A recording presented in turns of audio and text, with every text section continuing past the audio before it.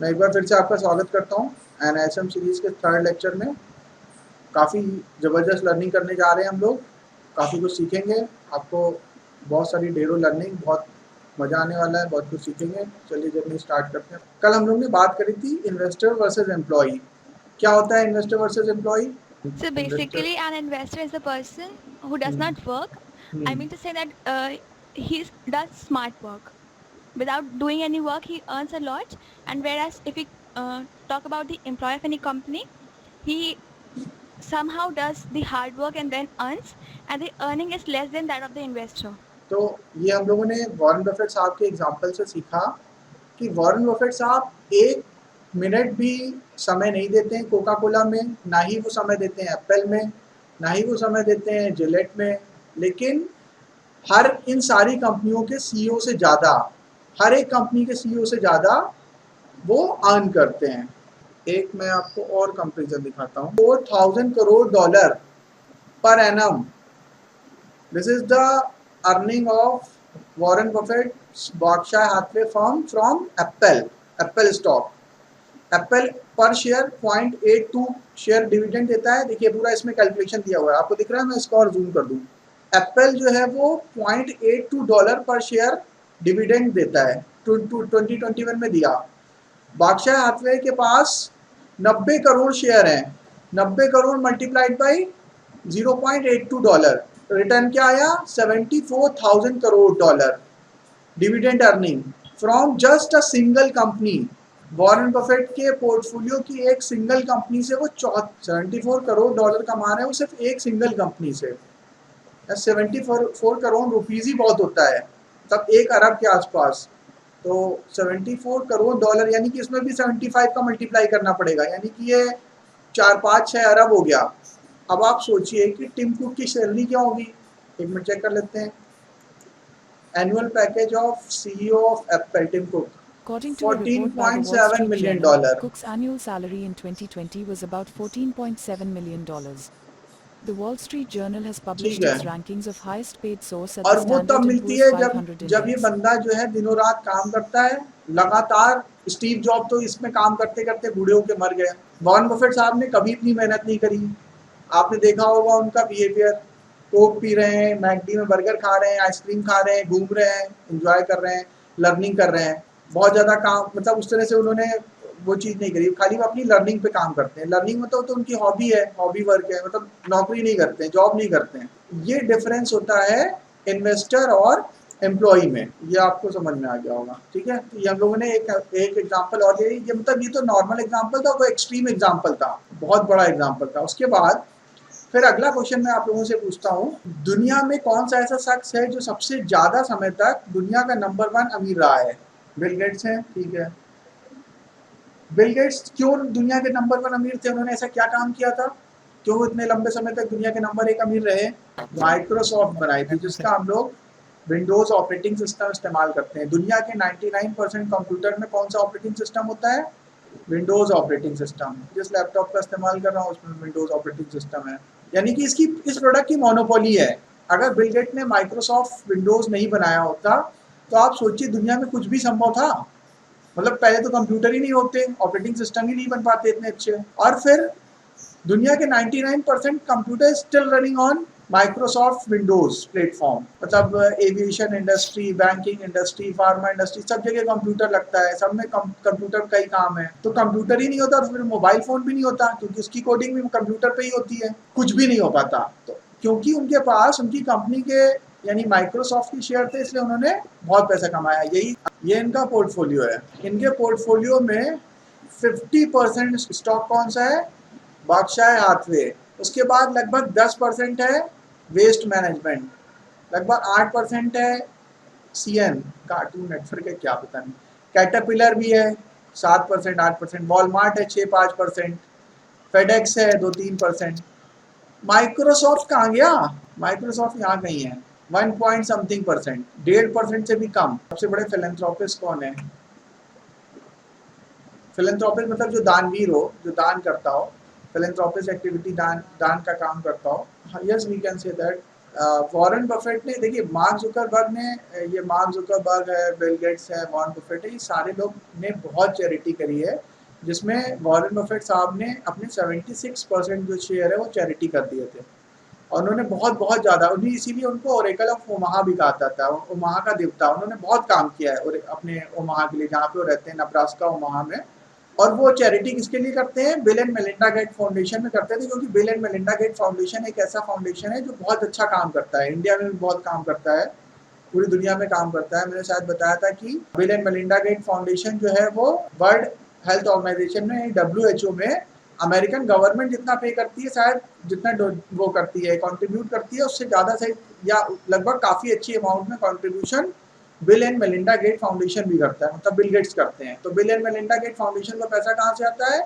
ये Warren Buffett सरी के लोग पेमेंट करते हैं, उसको पैसे देते हैं। तो वॉरेन बफेट साहब ने भी अपनी बहुत ज़्यादा चैरिटी करी है।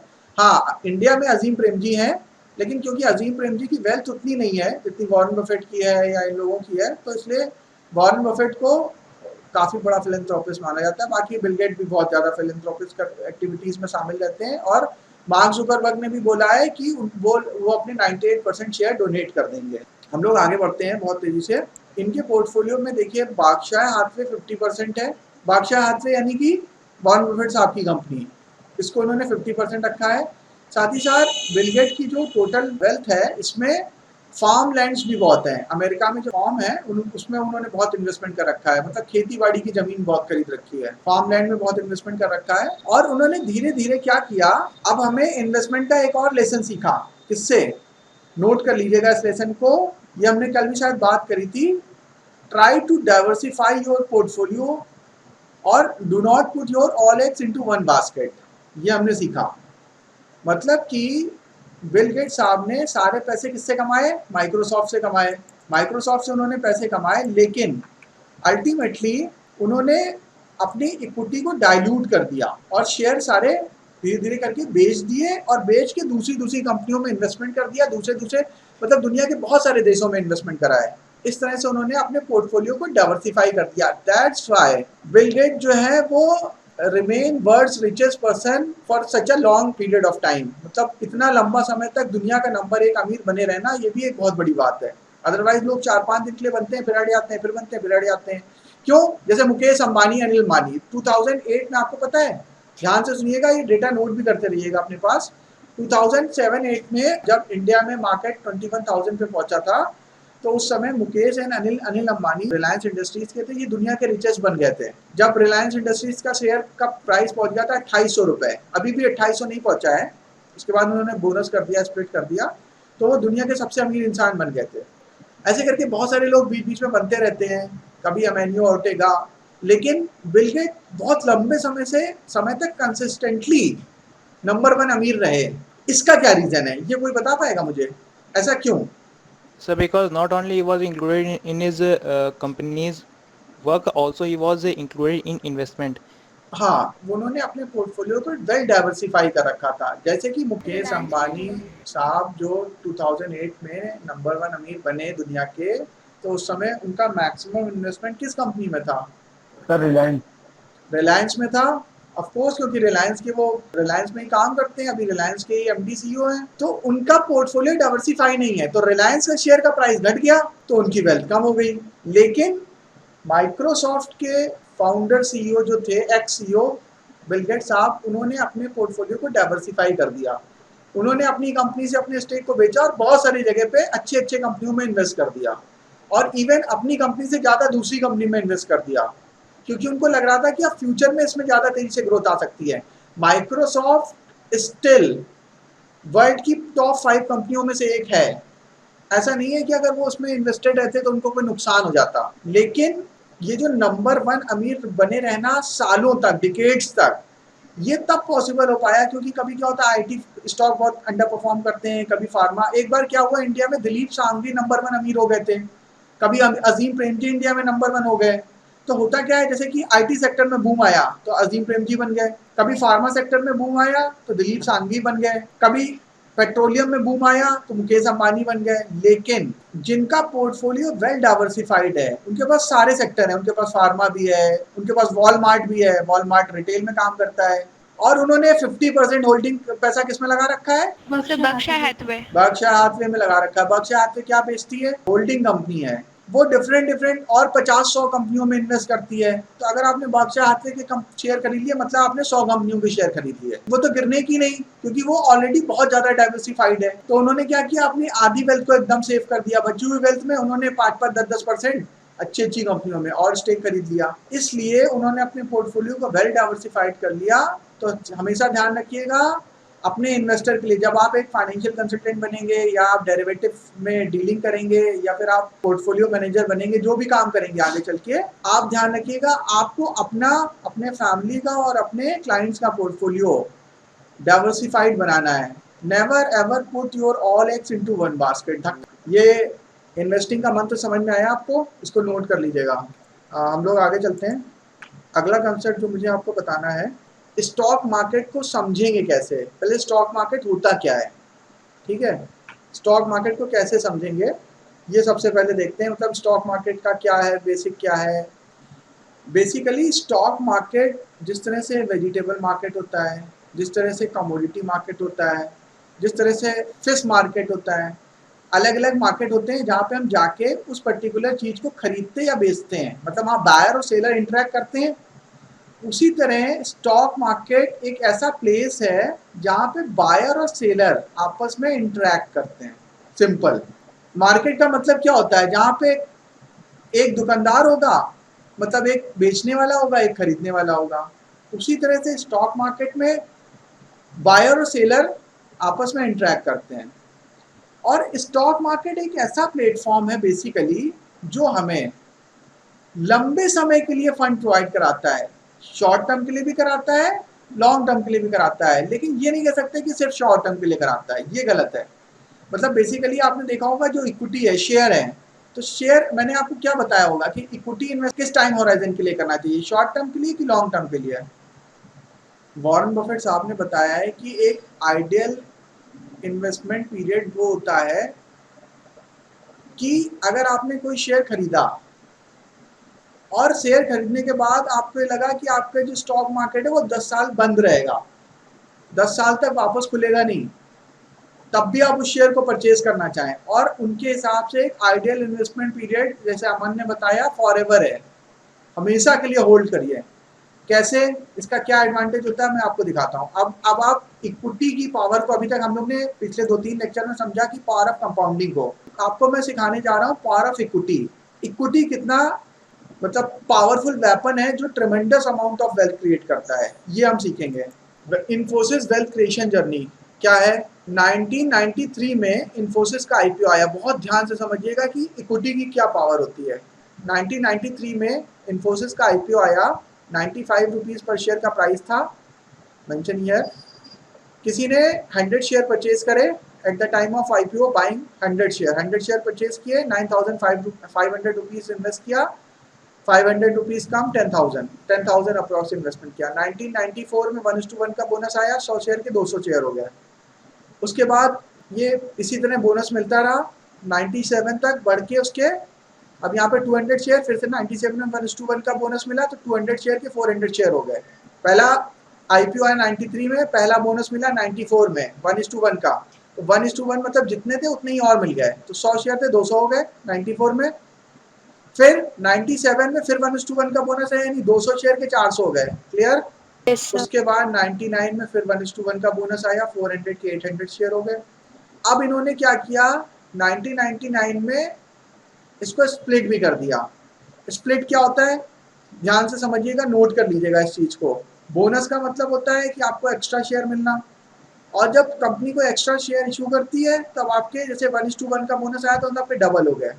लेकिन स्प्लिट का मतलब ये होता है कि आपका जो शेयर जब इशू होता है आईपीओ के समय, तो जनरली इसकी फेस वैल्यू 10 रुपीज़ होती है, तो उसको स्प्लिट कर दिया, तोड़ दिया, यानी कि मान लो 10 रुपीज़ फेस वैल्यू का शेयर है तो उसको 5 रुपीज़ कर दिया, तो मतलब शेयर की संख्या आपकी डबल हो जाएगी।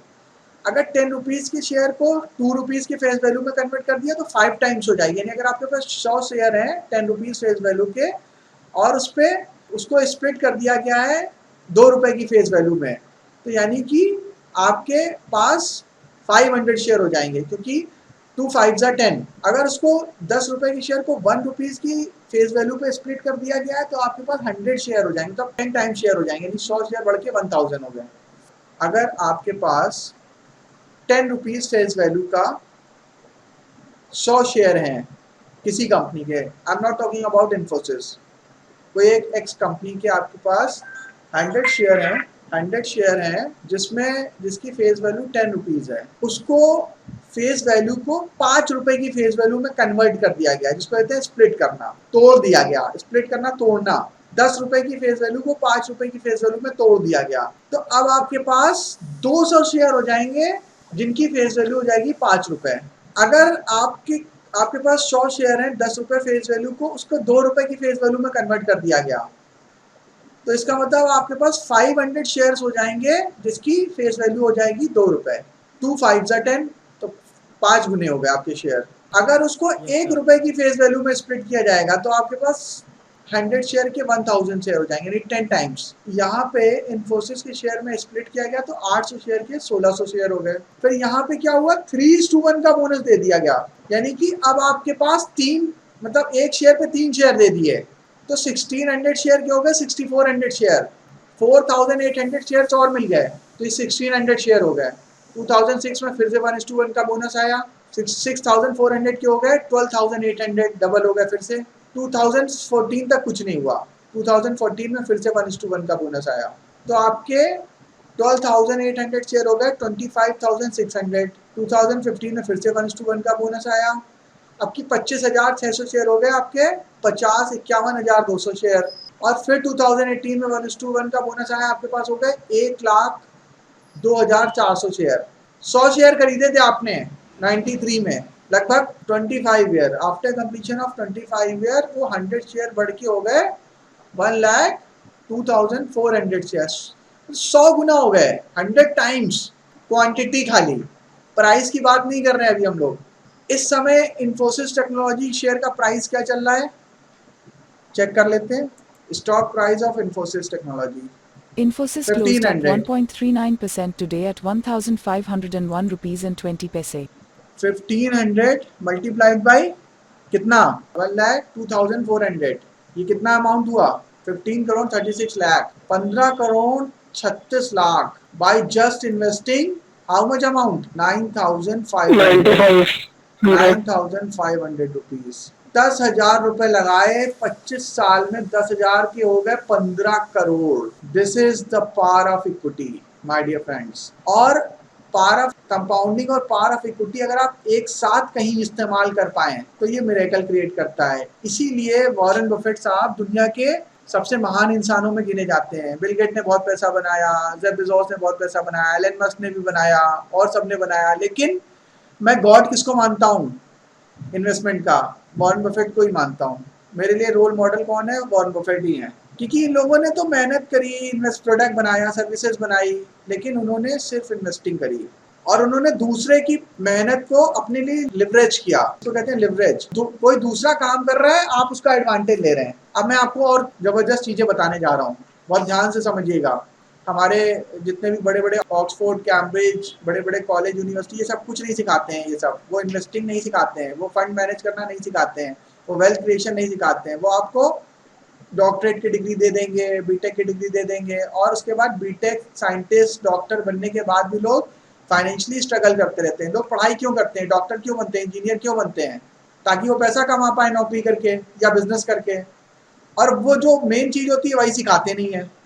तो लोग इंजीनियर तो बन जाते हैं, डॉक्टर तो बन जाते हैं, पीएचडी तो कर लेते हैं, लेकिन वो फाइनेंशियली तब भी स्ट्रगल करते रहते हैं। यही सिखाया गया है रिच डैड पुअर डैड में। और अभी एक मेन बहुत बढ़िया चीज तो बाकी रह गई, ये तो शेयर का प्राइस बढ़ा। अब बीच में इसने डिविडेंड भी तो दिए हैं। 25 साल में इन्फोसिस ने डिविडेंड भी तो दिया होगा आपको। 25 सालों में यहाँ पे जो नीचे लिखा हुआ है 1,80 लाख के आसपास, लेकिन ये अभी कम है, इससे ज्यादा ही, लगभग 2 करोड़ का तो उसने क्या दे दिया आपको, डिविडेंड दे दिया। तो वो तो जो अभी आपने देखा था वो तो ट्रेलर था खाली। अब आप पिक्चर देखिए, 100 शेयर खरीदे गए। अब देखिए इन्वेस्टमेंट था 10,000 रुपीज का, 1980 की बात है जब ये इसका आईपीओ आया था। 100 रुपए की फेस वैल्यू पे आया था 100 शेयर, 10,000 रुपीज का इन्वेस्टमेंट, 80-81 में बोनस दिया, अगले साल बोनस दिया कंपनी ने, 200 शेयर हो गए। 85 में फिर से बोनस दिया, 400 शेयर हो गए। 86 में इसकी फेस वैल्यू को 100 रुपए से घटा के 10 कर दिया। यानी कि जैसे अगर मैंने आपको एग्जांपल दिया था 10 रुपए की फेस वैल्यू को 1 करते हैं तो कितने टाइम्स हो जाता है? 10 टाइम्स। तो उसी तरह से 100 रुपए की फेस वैल्यू को 10 रुपीज पे करेंगे तो कितने टाइम्स बढ़ जाएगा? 10 टाइम्स हो गया। ये 400 शेयर हो गए, 4000 शेयर्स। 87 में 1:1 का बोनस 8000 शेयर्स। 89 में 1:1 का बोनस 16000 शेयर। 92 में अगेन 1:1 का बोनस 32000 शेयर। 95 में अगेन 1:1 का बोनस 64000 शेयर। 97 में 1:2 का बोनस, दुगने शेयर दिए गए तो 1,92,000 shares. In 1990 again share split from 10 rupees face value to 2 rupees face value. अभी उसने पहले क्या किया था? 100 रुपीज की फेस वैल्यू को कितने पे स्प्लिट किया था? 10 पे। स्प्लिट और बोनस में डिफरेंस समझ में आ रहा है? बोनस में face value remain same, you will get extra shares, but in case of split face value of particular share जो है वो ब्रेक हो जाती है। अब की उन्होंने क्या किया? 10 रुपीज के शेयर को 2 रुपीज में कन्वर्ट कर दिया, तो कितने टाइम्स होगा? 5 टाइम्स। तो 5 का मल्टीप्लाई करेंगे 1,92,000 में तो आ गया 9,60,000 शेयर। फिर 2004 में 1:2 का बोनस 28 लाख शेयर। 2005 में 1:1 का बोनस डबल हो गए 57 लाख शेयर्स। 2010 में 2:3 का बोनस, जिसके पास 2 शेयर थे उसको 3 मिल गए, यानी कि जिसके पास 100 शेयर थे उसको मिल गए होंगे 300 शेयर मिले होंगे। 200 शेयर पे 200 शेयर आपके पास है तो आपको 300 शेयर मिल गया एक्स्ट्रा, तो 96,000 शेयर्स। फिर 2000 शेयर में 1:1 का, अब ये 2017 तक है, उसके बाद भी अभी बोनस शेयर दिया गया होगा। 2017 के बाद हमें चेक करना पड़ेगा कितना बोनस दिया है। 2,56,00,000 को मल्टीप्लाई करेंगे, 2,56,00,000 हो गया, मल्टीप्लाई करेंगे 558 से। अब ये डबल हो चुका है, यानी कि जब वो आर्टिकल लिखा गया था 2020 में तब 700 करोड़ था, अब ये हो गया है 1400 करोड़। ठीक है, ये एकदम एग्जैक्ट डेटा है। 1:3 का मिला के 192 के बाद 1:3 का मतलब उसमें एक शेयर पे 3 शेयर मिले, तो उसके हिसाब से ये कैलकुलेशन उन्होंने करी होगी जो भी है। 3 पे 1 मिला, 3 शेयर आपके पास है, यानी आपके पास 300 शेयर है तो 100 और मिल गया, नहीं 400 शेयर हो गए, ये उस हिसाब से है। तो 1,92,00,000 शेयर मेरे पास थे और मुझे उसका 1/4 और मिल गया, तो ये 2,56,00,000 हो गए। तो 2,56,00,000 multiplied by present market price. और ये इन्होंने जब इन्होंने निकाला था तब शेयर प्राइस लगभग 250-300 के आसपास चल रहा था, अभी वो 600 के आसपास आ गया है। तब 700 करोड़ था, 600 समथिंग करोड़ था, अब हो गया 1400 करोड़, 1400 करोड़ रुपए। ये वाला एग्जांपल आपने देखा, एक सिंपल एफएमसीजी कंपनी जो कि बहुत ज़्यादा पॉपुलर नहीं है दुनिया में, इंडिया में भी इवन बहुत ज़्यादा पॉपुलर नहीं है। इंडिया में इससे बड़ी कंपनी इन्फोसिस है, और इंडिया में इससे बड़ी कंपनी टीसीएस है, और इससे बड़ी कंपनी एचसीएल भी है। विप्रो चौथे नंबर पे आती है बाई रैंक, लेकिन इसने वेल्थ क्रिएशन इतनी ज़्यादा क्यों कर दी? इन्फोसिस से भी ज़्यादा वेल्थ क्रिएशन करी है, टीसीएस से भी ज़्यादा वेल्थ क्रिएशन करी है, एचसीएल से भी ज़्यादा करी है, जबकि रिटर्न्स, परसेंटेज और बाकी सारी चीज़ें तो उसकी कम है। ऐसा क्यों? यहाँ पे ये आंसर जो देगा, मतलब जैसे ही हमें इसका आंसर पता चलेगा मेरे इस क्वेश्चन का, फिर से ध्यान से सुनिएगा क्वेश्चन मेरा ये है कि इंडिया में विप्रो एक आईटी कंपनी है, we have much larger company in IT sector like TCS, HCL, Infosys, जिनका मार्केट कैपिटलाइजेशन इससे बहुत बहुत ज़्यादा है, बहुत ज़्यादा है, बहुत बड़ा है, उन्होंने इससे ज़्यादा प्रॉफिट कमाया है। स्टिल विप्रो में वेल्थ क्रिएशन इतना ज़्यादा क्यों हुआ, इन्फोसिस से ज़्यादा क्यों वेल्थ क्रिएशन हुआ है? ये इन्फोसिस का प्राइस चल रहा है 1500 रुपये का शेयर प्राइस, इसकी मार्केट कैपिटलाइजेशन देखिए कितनी है, 6 लाख करोड़, उससे डबल है, शेयर प्राइस भी डबल है और मार्केट कैपिटलाइजेशन भी डबल है। तो फिर इन्फोसिस से ज़्यादा वेल्थ क्रिएशन विप्रो ने किया, वो भी बहुत ज़्यादा। इसमें तो कितना बना था पैसा, इसमें कितना पैसा बना था? 15 करोड़ 10,000 का, उसमें 10,000 का कितना बन गया? 1500 करोड़। मैं एक चीज़ और दिखा रहा हूँ, बहुत ज़्यादा मज़ा आने वाला है आपको। अब आप देखिए, TCS, Tata consultancy services, king of IT sector, India की बादशाह आईटी सेक्टर की, इसका शेयर प्राइस है 3300, उससे भी डबल है।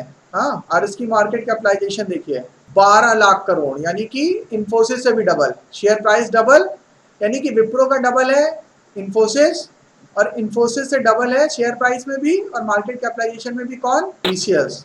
लेकिन इन्फोसिस विप्रो में जितना वेल्थ क्रिएशन हुआ है उतना ना इन्फोसिस में हुआ ना टीसीएस में हुआ है।